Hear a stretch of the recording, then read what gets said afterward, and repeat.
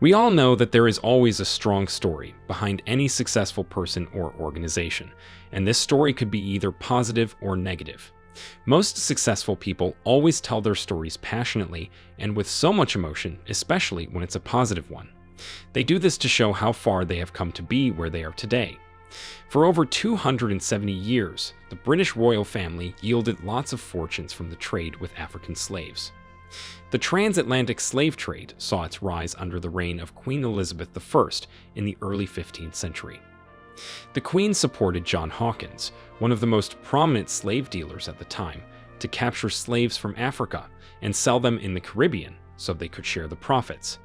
The benefits were quite huge, as you shall be discovering in a moment. With time, Charles II, one of the heirs to the throne, ruled between 1660 and 1685 and was indifferent to his predecessors. Many sources even have it that King Charles greatly financed the slave trade. The powerful British monarchy we have today is an empire built on the backs and blood of enslaved Africans, but the royal family has never apologized for these atrocities. That is why many Africans who are free thinkers now refer to the throne on which King Charles III now sits as the throne of blood. Even up to this day, this same family has been involved in several cases of racism that can't be denied. Trading African slaves for insignificant items, like sugar and other manufactured products, became a very lucrative business for the royal family and the Kingdom of Britain at large. It is difficult to estimate how much of the royal family's wealth is owed to slavery, but it is understood that the profits of the slave trade funded the treasury, as well as Britain's industries, buildings, railways, motor parks, and roads. If you are already excited to hear more about this story, then hit the like button on this video and subscribe to the New Tourist channel now. Britain's involvement in the transatlantic slave trade officially began with royal approval in 1663. At this time, Charles II was the monarch heading the royal family. His predecessor, Queen Elizabeth I, had long ago given a large royal ship to the slave trader John Hawkins in 1564 in exchange for a share in the profits of the slave trade. Hawkins captured many African people and seized about 600 slaves from Portuguese ships, according to witnesses.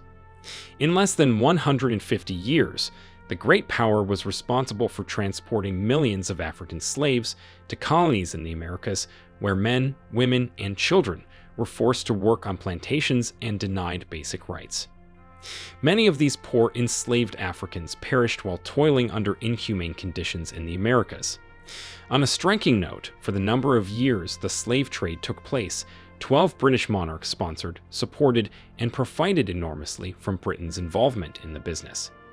In 1660, the Royal African Company was established by James II, formerly the Duke of York, with involvement from his brother King Charles II, who was a great promoter of the slave trade. This company was very prolific during the slave trade and was protected by the royal family and parliament.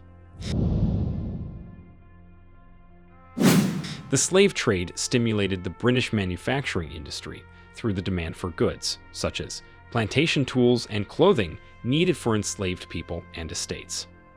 The Royal African Company was an English trading company set up in 1660 by the Royal Stuart family and City of London merchants to engage in the trade of extracted resources and human trafficking along the west coast of Africa. It was led by the Duke of York, who was the brother of King Charles II, and in 1685, York took the throne as James II. Between 1672 and 1689, the company succeeded to engage more than 100,000 African people into slavery. The African slaves were forced to work tirelessly to satisfy the British people with raw materials that they transformed into meaningful products just for their benefit.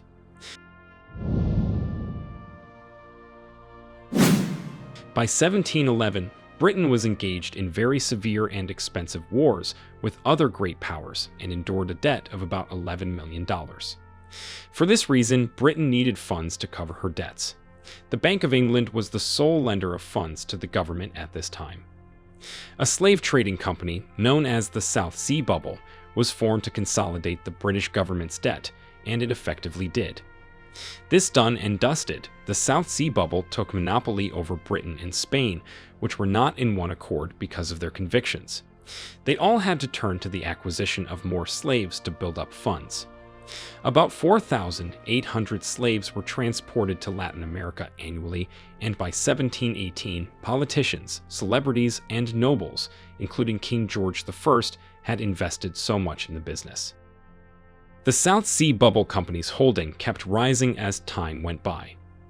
This took place until 1720, when the overinflated value of the company fell drastically. Its shares dropped from $1,254 to $150 at the end of the year. However, the company survived and maintained its involvement in Spanish colonies and continued carrying out slave trade with American authorities. The royal family saw an enticing opportunity to expand their trade in slaves for manufactured goods and exercise their considerable naval power. Long before moral debates about the abolition of slavery became widespread, the act was already a very great opportunity for financial gains for the British and especially the royal family. The Treaty of Utrecht, which ceded Gibraltar, a former Spanish colony, to the United Kingdom, gave the royal family monopoly over the Atlantic slave trade. The fortunes made from these inhumane activities directly benefit the Windsor family today. The royal family were owners of the Royal Gambia Company, the Royal Adventures Company, and the Royal African Company. These companies were given a monopoly over most of the west coast of Africa. Because of this, King Charles II succeeded to obtain 2/3 of all gold mines that were extracted from this region, and as time went on, the crown gained financial independence from the Parliament. You should already be overwhelmed by the royal family's monetary independence from the Parliament as a result of trade in human flesh. From 1761 to 1807, traders based in British ports hauled hundreds of thousands of captive African people across the Atlantic and pocketed about $80 billion from the sales of enslaved people.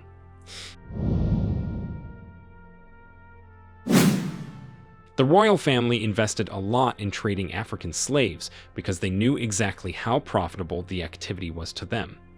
They used several strategies to benefit from this activity, and the main of all is simply the authority ceded to them by the entire people. Buckingham Palace is one of the most recognized and iconic landmarks on the globe and has a long history behind its construction. Many people do not know that this magnificent edifice that plays a vital role in the history of the United Kingdom was built by African slaves. Although some people might contest this, there is plenty of evidence to suggest that African slaves were used to provide labor for the construction of the palace and buildings surrounding it. The slaves and their descendants, during the 18th and 19th centuries, toiled very hard, constructing grand country houses, factories, churches, and even some of the most iconic buildings in London. Royalties, aristocrats, and businessmen used the slaves to construct buildings that formed the backbone of the British economy. The slaves were treated harshly and received little or no pay for their hard work. Today, these buildings stand as a testament to the tragic history of slavery in the United Kingdom and as a reminder of the long-lasting effects of the slave trade.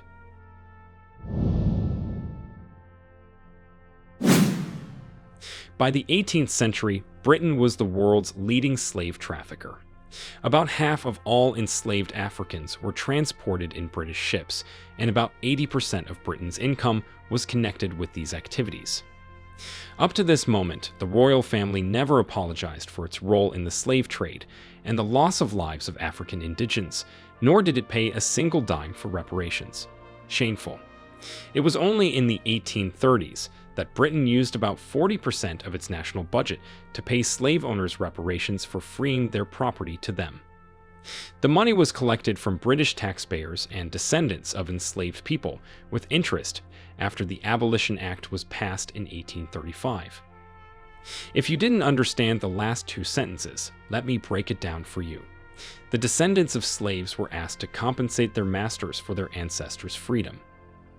As the slave trade became publicly denounced by the rest of the world, championed by Britain herself, the royal family, and Britain at large turned to other sources of income. The main sources, still valid today, include tax-funded payments, the sovereign grant issued by the British government, private estates, parliamentary annuities, and income generated by two massive property portfolios, known as the Duchies of Lancaster and Cornwall, amongst others. It is estimated that, at their peak, the royal family owned millions of slaves that were mainly captured from Africa. Contemporary members of the royal family, including King Charles III, Prince William, and Harry's brother, have expressed sadness about their links to the slave trade, but no one has ever apologized for the deviant role their ancestors played. So many Africans lost their lives to slavery and the slave trade, but the descendants of the slave masters have never spoken negatively of their ancestors who committed these atrocities. Here are a few organizations that benefited greatly from the slave trade. Barclays, the British multinational banking and financial services company headquartered in London. Liverpool Football Club is deeply connected to the slave trade as well. Liverpool was the European capital of the slave trade from the 1780s right up until slavery was abolished in Britain in 1807.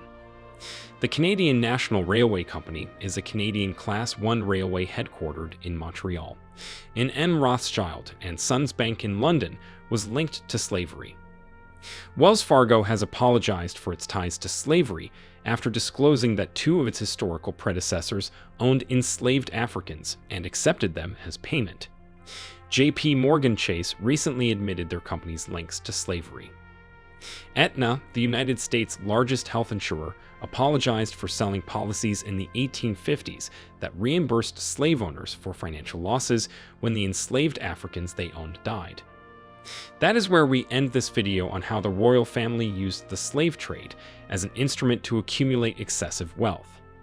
Britain's old monarchy is known for many things, from pomp and pageantry to family discord. The royal family's connection to slavery has been far less a part of public discussion, at least until now.